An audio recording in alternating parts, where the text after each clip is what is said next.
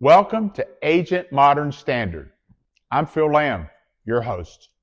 Today we're going to be talking about the difference between traditional real estate brokerages and leadership driven brokerages.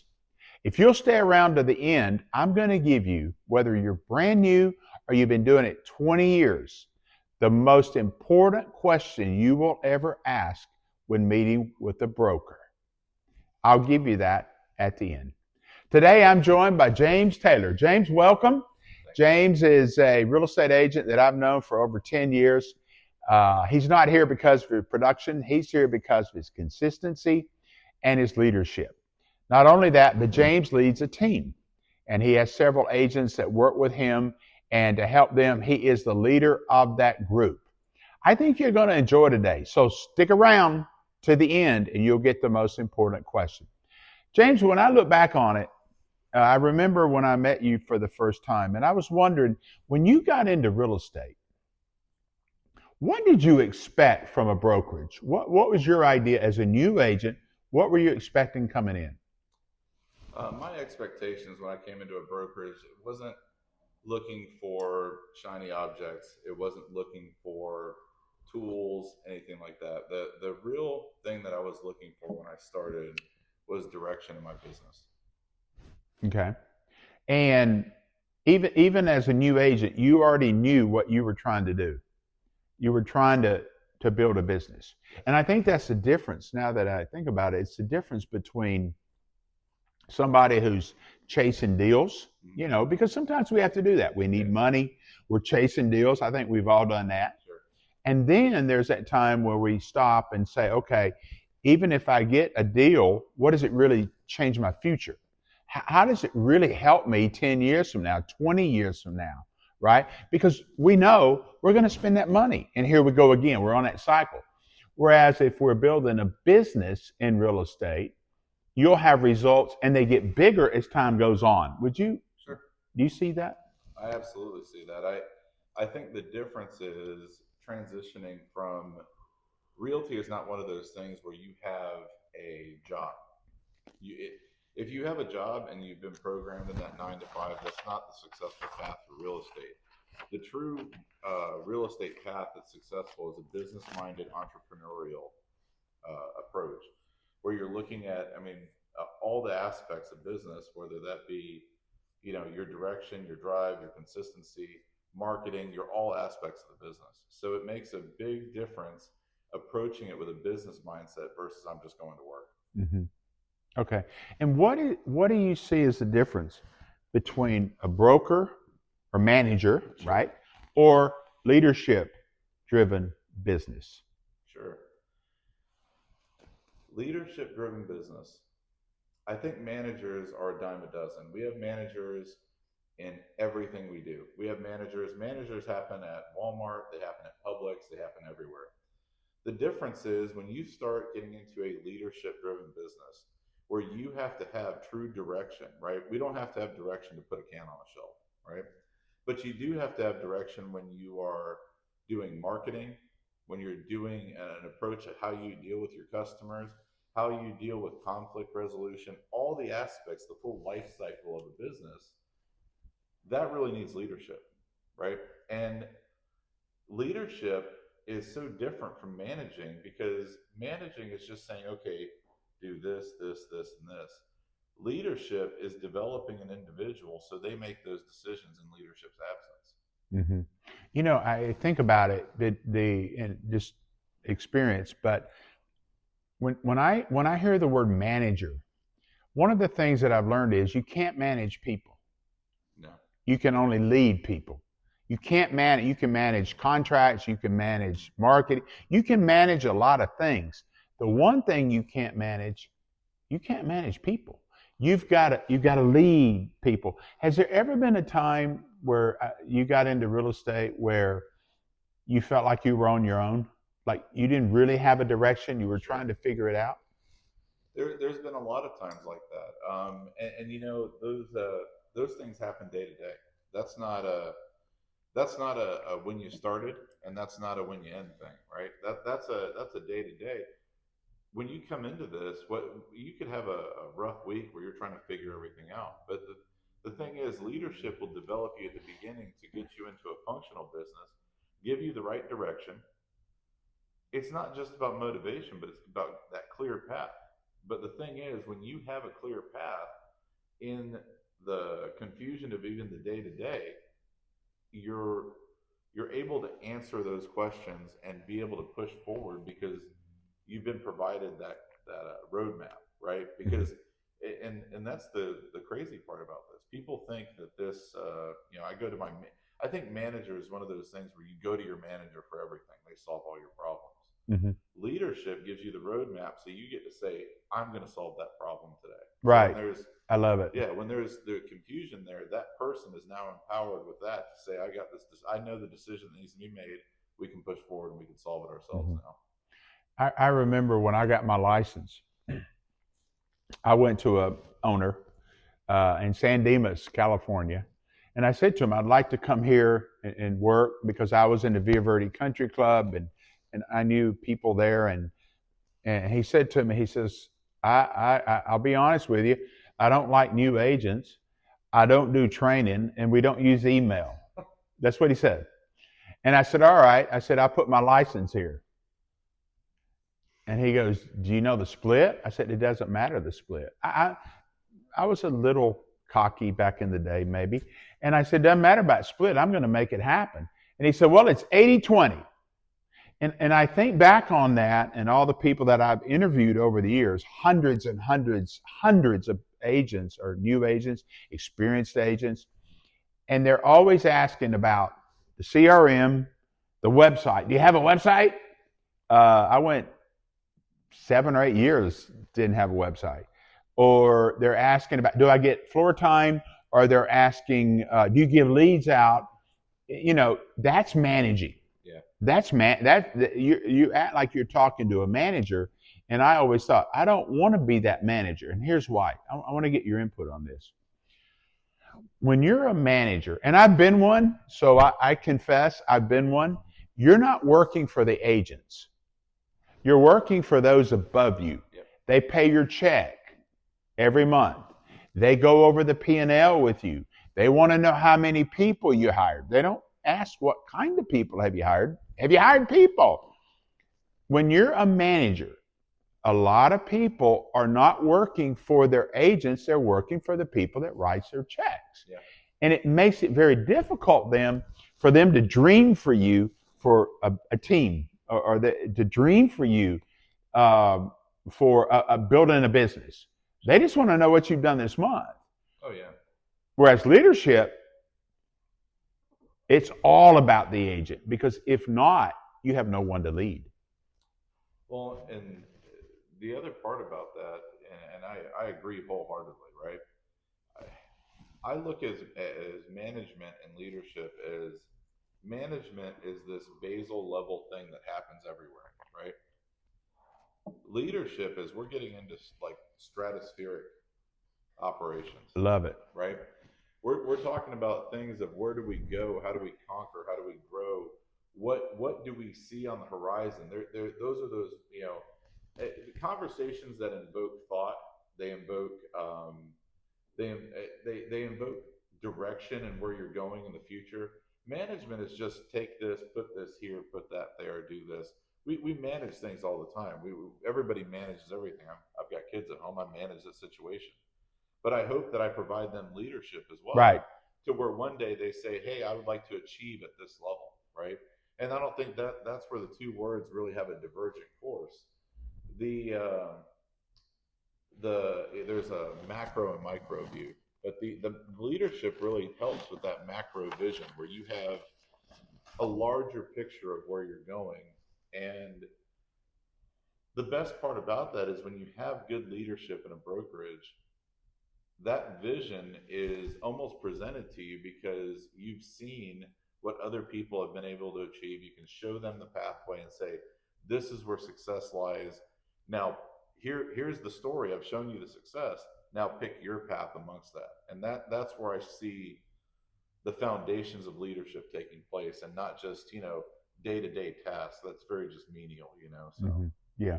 Have you ever had a time where you're in a transaction, right? And we've all been in many, many transactions, and it wasn't going well, and your broker stepped in to help you to either save it legally or to save it emotionally, that they were there as a leader. Have you ever had that time? Absolutely. Um, I think, and I'm gonna give you an example. We had a situation, everything's going haywire. We all had to come in. We all talked about it. Transaction did close, but we're in a big group in the office, and this was years ago. We all had to discuss what was happening. My agent on the team wrote something one way, title read it another way. All this stuff. Well, there was solutions given, and we overcame that situation. Got through the transaction. Everything closed. Everybody happy. The thing that I learned from that is that when I was younger, you have something mess up, Yeah. and your instant temper, right? Right. Well, what you learn from those situations is that you see with experienced leadership, we say, "Hey, man, we're not going to come to the table with anything that's not going to provide a solution." Because in that room at that day, there was a lot of tempers going on because there's a lot of people that are emotional and stuff like that. But a strong leader took hold of that, said, "We're not going to have emotion in here. We're going to have solutions only. And if you're not having a solution, we're not talking." Right? Yeah. And what you see from that situation is that now, and goes into the leadership category. How does that change the way we act as leaders? Well, that changes the fact that it says, I now know that somebody gave me a firm example of leadership in a stressful situation. They said, we're not going to have emotion. We are going to have solutions only. And now that gave me the roadmap. So I'm running the team, I'm running a transaction, I'm taking something. I said, you know what? I remember that moment where we said, we're going to have solutions. So it changes your mindset to become solution oriented and not just say, hey, what? Everybody has emotions. We get that. We understand. But we're going to take those down a notch and we're going to come into it with solutions. Yeah. I think I can think back on my career. And look, if you do a lot of transactions, you're going to mess up. And I always say to you or to anyone else in our office, I say, there's not a problem we can't handle, right? People get worried and oh, I've done this and I've done that. And I go, stop. There's not a problem we can't correct. There's not a problem we can't handle. Because I think as a leader, we're all going to mess up. And that's, to me, messing up is a part of growth, right? Sure. If you're not messing up, you're not growing. You're just stale, stagnant. You're not working. You do the same 2 million, 3 million, 5, even 15 million. You do the same thing every year because you're not growing. So everybody, every agent that comes to me and says, I've messed up or I have a problem, I have this, I go, stop. We have a solution. Now we got to figure it out. Sure. But as a leader, I want us to figure it out together because that gets the mind thinking. And the reality is the agent may have a better solution than I do. Well, then we both grow. Sure. Leadership is about growing, Yes. not stagnation, right? So I look at that. When you look at leadership in real estate, not managership, leadership. When you look at leadership, what does that produce in the office? What does a leader produce in the office? What does a leader produce in the office?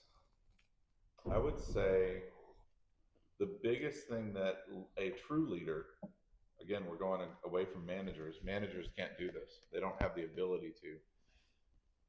A leader, by taking all these, micro situations, we've led, we've given example. People follow that example. What happens over time is you build a culture, and that culture is a direct descendant. It's the offspring of leadership, right? The culture in any type of environment is a direct reflection of the leadership. If you don't have a strong leader, if you don't have a strong core, if you don't have strong direction, you can't have expectations of your people underneath to follow and mimic or create the culture that the person is set forth, right? Managers can't do that. Managers have told you what to do day to day.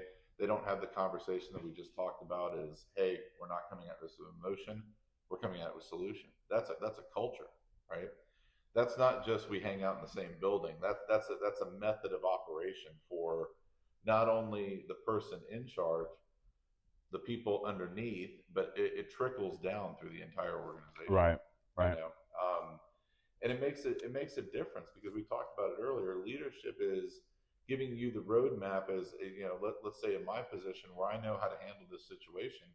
It's almost an echo chamber where this person is now mimicking or repeating what the culture is expected of that place, right? Mm-hmm. And when you're able to do that, you see it resonate through everybody down. And when somebody doesn't fit that culture, right, Mm-hmm. quickly people are like, that's not for here, right? So I think you see that, and we see sales environments that are really negative, hostile, right? Right. Well, that's a culture of the leadership. And when you don't have that, there's an absence of that, or it's not something that's accepted by by sheer reduction, people are going to look at that and say, I don't want that around us. So we're not, that's not the type of place we are, Mm-hmm. and that stems off of leadership where it's like, these values trickle down through the system. Everybody knows what the expectations are. And then we have a nice outcome out of that. So I Yeah. think that it shows really well here. Yeah. I think one of the things that happened to me is when I started, I was at a mom and pop. I think 20 I was the 21st agent. They didn't grow. I mean, they didn't want to. I mean, they were doing very well. And then I made a move after 3 years. I went to another company that you know very well, you were in, and I felt like it wasn't a hostile environment, but I didn't have the camaraderie Sure. and the support. Therefore, I always felt, I don't know if I felt lonely or just left alone. And those are two different things, right? Did I feel lonely or left alone?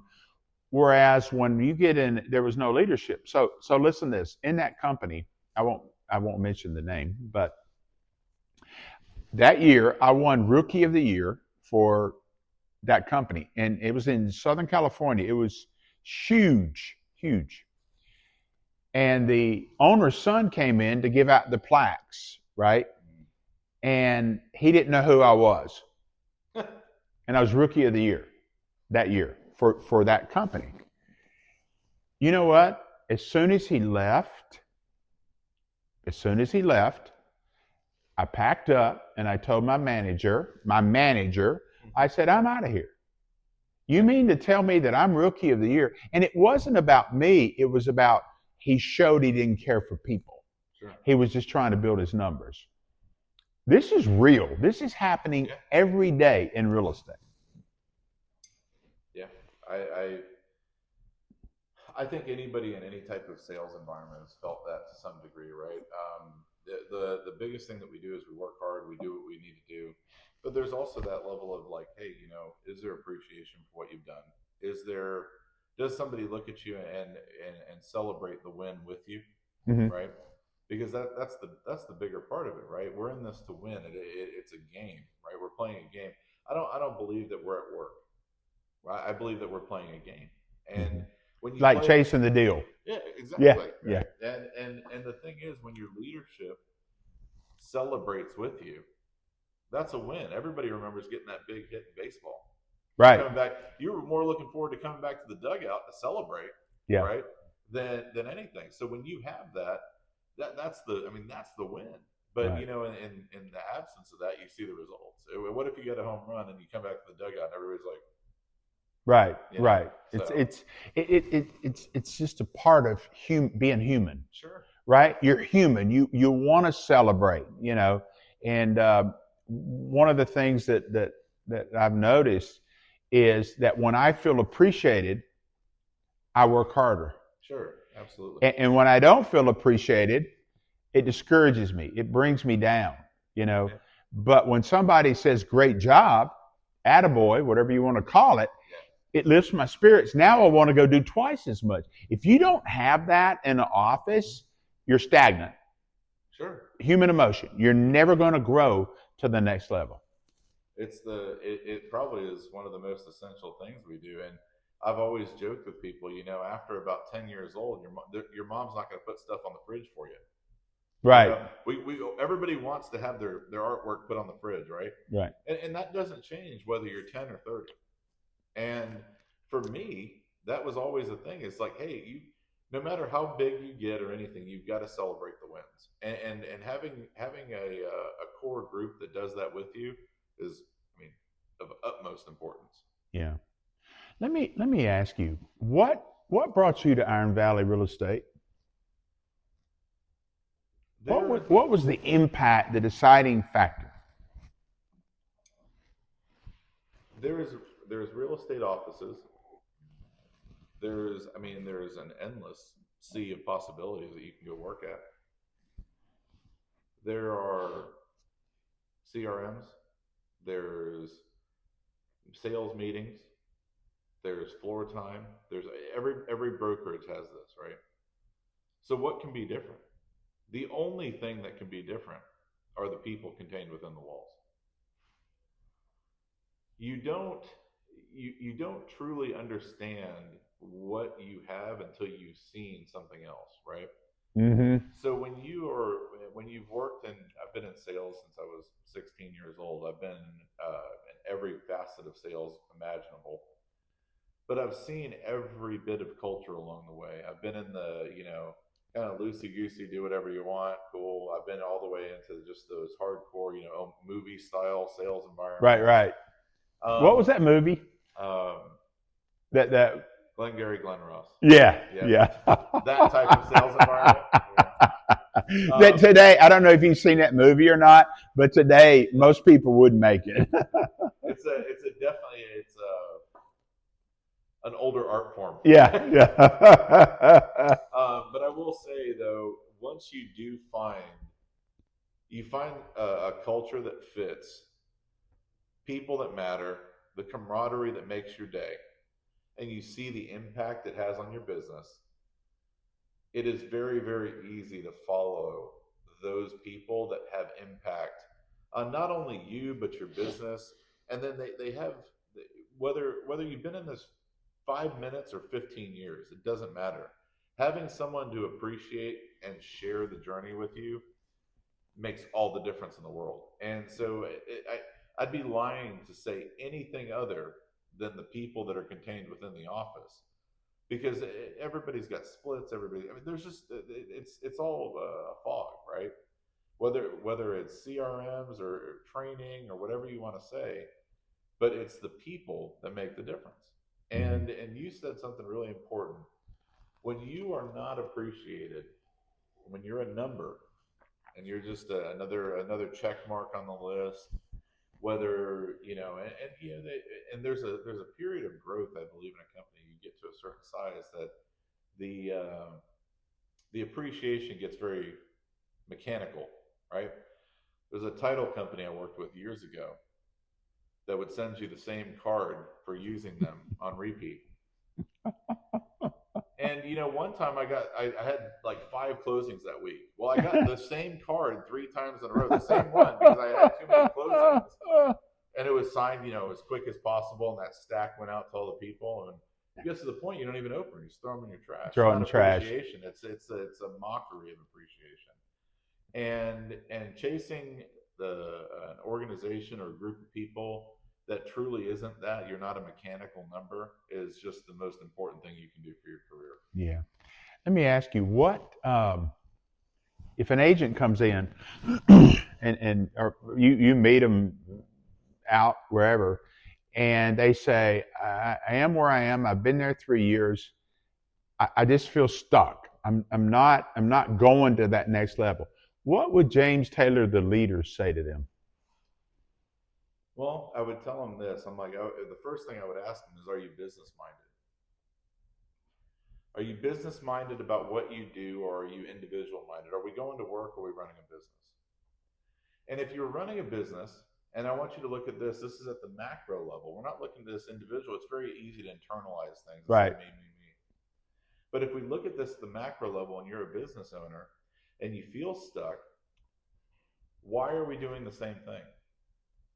Why would we do the same thing on repeat, day in, day out, day in, day out, day in, day out, and expect vastly different results? Right. It doesn't make sense. Mm. And then I'll tell you this: maybe you come to a new brokerage, but then it wasn't for you. That wasn't the match. But then you go to another one, right? Mhm. But I applaud the person who is seeking out the leadership that matches their style, Right. right? Because the biggest killer of growth in this world is stagnation. Stagnation and that safety blanket, right? Right. They say there's a quote that I used to really follow. It says, "Fear is the thief of dreams." Fear is the thief of dreams. And if you internalize that and think about it, what keeps you from leaving a brokerage? Fear. Fear. Yeah. I don't know what's coming next. I don't know what the system is over here. By the way, we all use dot loop, so get over that. But you know, we don't know. We so the unknown becomes the fear, right? But the people that they make decisions and they say, "I'm gonna this decision's happening today." Those are the people that are going to experience just unbridled growth, big things. They will let you know what, I'll tell you what, those are the people that will adhere to leadership and listen to the vision that the leadership has for them and go with it Mhm. because they're not afraid of the journey. Right. It's okay. You can have road bumps, you can have roadblocks, you can hit every wall out there. But you know what? Success is at the end of it. So I think the if you can illustrate to them that the only thing holding them back is fear, and let them know, like, it'll be okay. I've done bigger things in life Mhm. than change brokerages. Yeah. I think it's got some good You impact. know, I remember in my own life, my personal life, and my business life, where I was afraid to make a move, whatever that move was, Sure. right? I was afraid to make a move. But when you look back over it, every move that I made either taught me something or put me in a better place. And I think about I was so afraid. I was so afraid. But if you stay in that fear, you can't get to a better place. Hmm. I have people tell me all the time, "Oh, but I love my manager. She's so good to me. She's so sweet, and she takes me out for my birthday, and I mean, it is just fantastic." And I go, "Are you stagnant? That you need that, Yeah. or are you looking for a place where you can grow?" You can do both. You can celebrate someone's birthday, but in the end, I want to know about business, right? Because that's what's going to feed your family. Hmm. No matter how many birthday cakes I bring you, or I'm really nice to you, or I'm really sweet to you, which I am, if you don't do business, it affects you, but your kids, Everything. everything, right? Yep. Absolutely. I came from a background of being a military kid, where we moved. Dad gets a call, time to go, right? And what I learned after several moves is that a house honestly is just sticks and air, right? But the people that you go with, right, your leadership and your home. Right, I have a right. strong family. Love my family.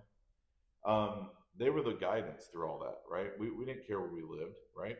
And it was making changes rapid like that was we were accustomed to it. Mm-hmm. We didn't think about, like, oh, we're stagnant here. We've been in this house for 35 years. We don't leave. We don't leave. And then what I learned from that is you see that every move you make, whether it was a move, it was to a new house, a new school, new friends, anything, life gets a little bit richer, right? Yeah. You have more experiences. You have more people to share things with. Your sphere gets bigger, right? Mm-hmm. And how many times do we do that in life where we stagnate and we hang on to that house I've been in for 30 years, right? Mm-hmm. And we never expand our horizons. We don't see what's on the other side. We don't see the ideas or thoughts of other people. But every time we did that, you grow, and it shapes you and molds you as a person. So one of those things that I'd say is I think I've taken a lot of that from my life and then moved that into business, right? Because it's business, things change so quick. I mean, think about real estate with COVID. Yeah.